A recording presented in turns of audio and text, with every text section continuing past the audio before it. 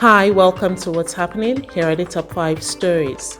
At number 1, the Independent Corrupt Practices and Other Related Offences Commission (ICPC) has announced that over 13 billion naira in diverted public funds was recovered in September 2024 alone.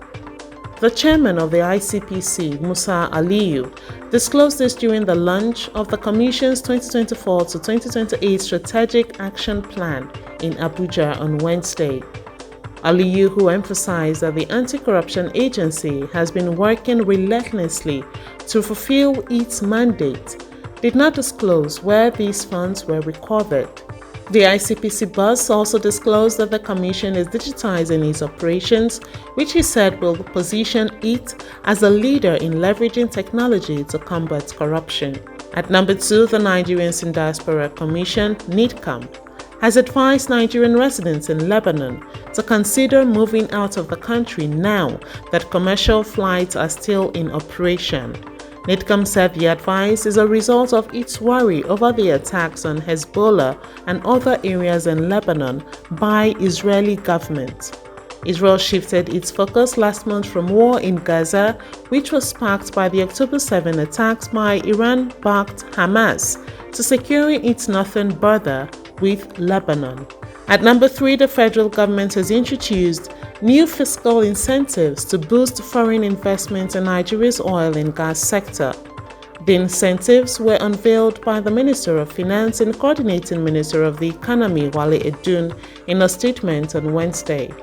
According to the statement by the Finance Ministry and signed by the Director of Information and Public Relations, Mohammed Manga, said the incentives are aimed at revitalizing Nigeria's oil and gas sector.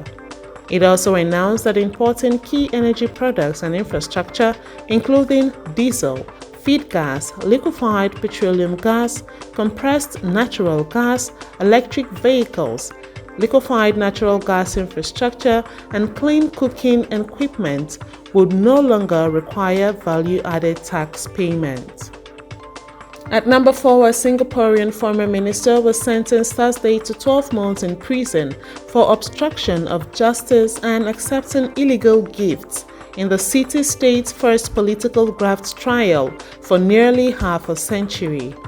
Ex-Transport Minister S. Isawaran, known for helping bring Formula One to the financial hub, was hit this year with 35 charges, mostly related to graft, in a nation often cited as one of the world's least corrupt. Isawaran's sentence was more severe than the 6 to 7 months requested by the prosecution, which High Court Justice Vincent Hong said would have been manifestly inadequate, given the impact of the case on public trust.